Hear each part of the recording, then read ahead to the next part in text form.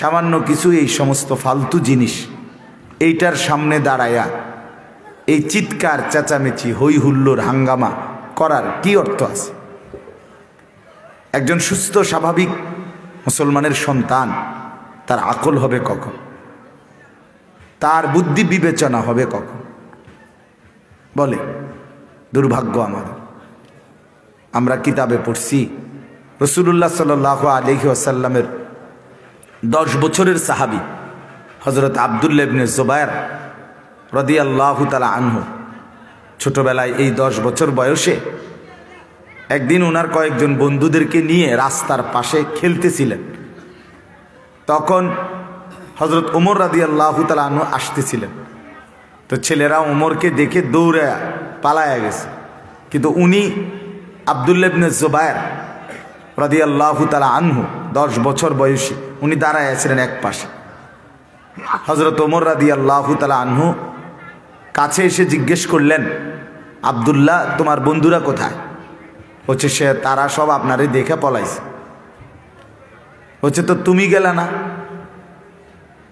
তখন তিনি বললেন, এই ছোট্ট মিয়া, আমি এমন কোনো অপরাধ তো করি নাই যে কারণে আপনাকে দেখে আমি পলায়ন করতে হবে। 2 নাম্বার, রাস্তা এতটা সংকীর্ণ না যে আমি সরে যেতে হবে। রাস্তা তো রাস্তার জায়গায় খালি রাখছি আমি, আর আমি তো কোনো অপরাধও করি নাই। তখন কিতাবে লিখছে যে হযরত ওমর রাদিয়াল্লাহু তাআলা আনহু বুকে জড়াইয়া ওনাকে বলছিলেন, আব্দুল্লাহ একদিন তুমি অনেক বড় হবে। সত্যি সত্যি পরবর্তীতে তিনি মুসলমানদের খলিফা বাদশাহ হয়েছে। এজন্য বললাম মুসলমানের অনুভূতি এমনই হওয়ার কথা ছিল, কিন্তু আজ হারায় গেছে। 14 বছর 16 বছর 18 বছরের ছেলেটা কি করে, কেন করে কিচ্ছু বোঝে না, কিচ্ছু বোঝে। কেন সারাদিন হাঁটতেছে, কেন সমবয়সী বন্ধুদের সাথে ঘন্টার পর ঘন্টা আড্ডা দিতেছে। আহা, তার আখেরাত বাদ দিলাম, দুনিয়ার উন্নতিও এভাবে হবে না, এই কথাটাও তো সে বোঝে না। এর দুর্বিবেচনাও তো নাই।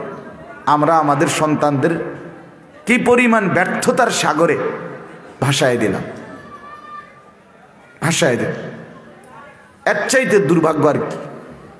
সে জানেই না কেন দৌড়াইতেছে, কেন হাঁটতেছে, কেন মোবাইল টিপতেছে, কেন এক ওয়াক্ত নামাজ পড়ে না। এই নামাজ না পড়ার মধ্যে তার সার্থকতা কি? তার এই চুলের ফ্যাশনের মধ্যে তার প্রাপ্তি কি? কি করতে চায়, কারে দেখাইতে চায়? কেন পেশাব করে পানি নেয় না? কেন কোনো মানুষ দেখলে সালাম দিতে শিখে না, জানে না? এই অসভ্য জঙ্গলি এভাবেই গড়ে উঠছে, বড় হচ্ছে। আহ, এটা কেমনে মেনে নেওয়া যায় বলেন? এইভাবে বুঝি একটা জাতি, একটা প্রজন্ম, একটা গ্রুপ বুঝি শেষ হয়ে যাবে চোখের সামনে। এটা বুঝি কথা হলো, মেনে নেওয়ার কথা? এটা তো দুঃখের কথা, আফসোসের কথা। 2-4-20 জন মুরব্বীও যদি ভাবতো এই সমাজের ছেলে পেলেগুলোরই নিয়ে, তাইলেও সমাজের চরিত্র আর একটু ভালো হইতো। তো মুরব্বীদেরও দুর্ভাগ্য, বিড়ি সিগারেট, চা বন, টেলিভিশন, চা দোকানের গপস, অথবা এমনি বসে থাকা ছাড়া আর কোনো কাজ নেই অধিকাংশের। ইল্লা মাশা আল্লাহ, কিছু তো ব্যতিক্রম আছেই, আর আকসার এই জিন্দেগি। এজন্য বললাম আমরা এটা ভাবা উচিত।